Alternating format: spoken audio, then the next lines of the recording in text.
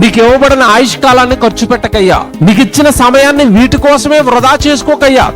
తినడానికో, త్రాగడానికో, బట్టల కోసమో, ఎవడి ఆస్తుల కోసమో నీ జీవితాన్ని వృధా చేసుకోకయ్యా. నువ్వు పరలోకంలో నుంచి ప్రారంభమయ్యావు. అది నీ మొదటి ప్రారంభం, నీ స్టేజ్ అక్కడ.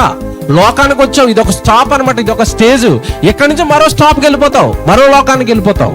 ట్రైన్ ఎలాగైతే స్టేజుల్లో ఆక్కుంటూ ప్రయాణం చేస్తుందో, నువ్వు కూడా పరలోకం నుండి ప్రయాణం చేసుకుంటూ భూమి అనే స్టేజ్ మీద ఉన్నావు. ఇప్పుడు ఎంతకాలం ఉంటావు ఇక్కడ? 60, 70, అధిక బలం ఉంటే 80. తర్వాత స్టాప్. ముందుకు వెళ్ళిపోద్దా? వెళ్ళిపోతుంది. మనం ఈ లోకం నుంచి వెళ్ళిపోవాలా? వెళ్ళిపోవాలి. ముగింపు కాదండి, మరో లోకపు ప్రారంభం.